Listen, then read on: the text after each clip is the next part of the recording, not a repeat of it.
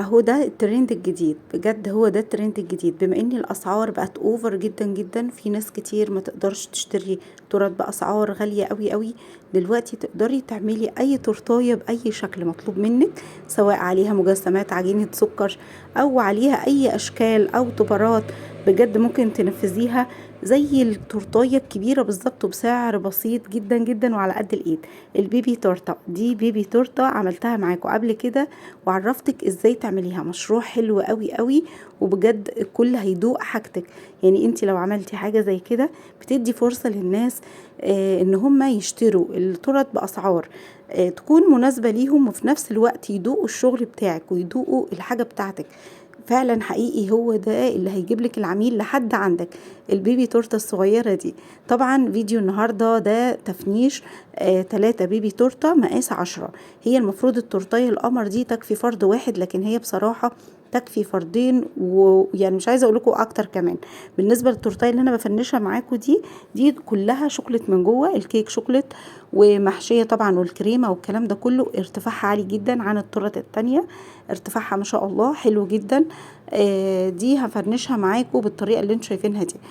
طبعا انا جبت بس يعني التفنيش الاخير، يعني كنت جلست وخلصت وجهزت الطبرات. وبالنسبه للطبرات عرفتكم ازاي تجيبيها وتطبعيها ازاي، وعامله لكم فيديو بيها موجود على القناه.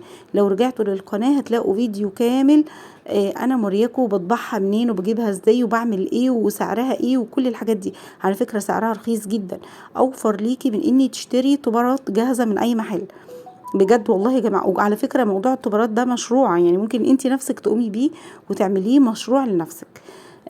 هنا التورتيه القمر دي حبيت افنشها كده زي ما انتم شايفين بالنوتيلا. عملت عليها بس دريب نوتيلا وحطيت عليها طبر بسيط كده، شايفين ما شاء الله طعمه كده وجميله حلوه قوي. طبعا انا الكاميرا كنت جبتها كده شويه عشان الاضاءه، عشان اوريكم التورتيه. واشتغلت في التورتيه اللي بعدها على طول، لان انا مجلساهم زي ما انا قايله لكم.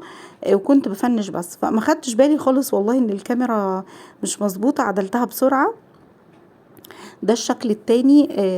طبعا بكون قصه بقى الطبرات دي وحطها جنبي، ومفيش شكل في دماغي معين. انا طبعا طبرات كتير قوي قوي للبيبي تورته، يعني اشكال صغنطوطه كده تنفع للكب كيك وتنفع للبيبي تورته اللي هي التورت دي. وقلت لكم ان شاء الله هعمل لكم مقاس اصغر كمان من دي، اللي هي تكفي فرد بجد بقى. يعني التورتيه دي تكفي فردين. يعني مشبعه الفردين، بس هي المفروض لفرد، بس هي مشبعه الفردين.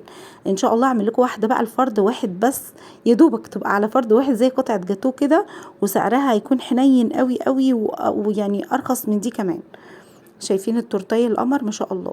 يعني ممكن تعملي تورتيه حلوه كده لاي حد عايز يحتفل لابنه، يفرح ابنه او بنته في عيد ميلاده، او ليه هو شخصيا في عيد ميلاده، ويكون سعرها حنين وجميل. طبعا التورت القمر دي سعرها حلو قوي وعلى قد الايد زي ما بيقولوا. طبعا دي التورتيه التالتة اهي، فنشتها كده. يعني بصوا والله يا جماعه، يعني انا ببقى ماسكه الحاجه، حتى لو تاخدوا بالكم هنا احط دي هنا، لا احطها هنا، طب دي مكانها هنا. يعني بشوف ايه الافضل ليها. زي دي كده مسكت القلب ده كنت عاملاه. ده طبر برضو بس شكله 3D. حطيته فوق، طب تحت، طب في الجنب، لا لقيته كبير، طب احط ده. طب في حاجات تانية كتير بتبقى جنبي علشان اشوف احط هنا او هنا، لا لقيتها هي كده شكلها كيوت وحلو قوي ورقيقة وبسيطة. حطيت بس شوية كريسبي صغنطط خالص فوق، وشوية كريسبي لونه احمر بسيط بس، يعني يديها لون كده. وهنا دي شريطة ستان اللي انا بحطها، وحطيتها معاكم في التورته اللي قبلها. بتدي منظر رقيق كده، وبتدي منظر حلو قوي. على فكرة مش مكلفة، مفيش فيها عجينة سكر. لو هتعملي نفس التورت دي بعجينة السكر بيكون سعرها اغلى شوية، يعني اغلى حاجة بسيطة، يعني مش غالية كتير. وتورت الفانيليا بيكون سعرها ارخص من تورت الشوكولاتة، لان تورت الشوكولاتة زي ما انتوا عارفين الكيك نفسه يعني بيبقى مكلف، غير الكيك الاسبونج الفانيليا، الحشوات نفسها، الكريمة نفسها، الحاجات دي كلها. لو حابين نتكلم في الاسعار والحاجات دي كلها عرفوني في الكومنتات، وانا اتكلم معاكم عن الاسعار والتكلفة وازاي تبيعيها وتحسبيها ازاي والكلام ده كله.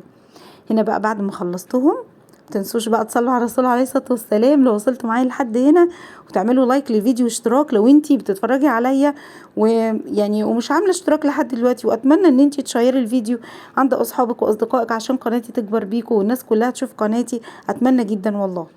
هنا بعد ما خلصتهم بوريهم لكم بقى واحده واحده وهي في ايدي. بص قد ايه التورتيه القمر، يعني صغنطوطين، يعني صغننه خالص، صغنطوطين كده وحلوين طعمين قوي.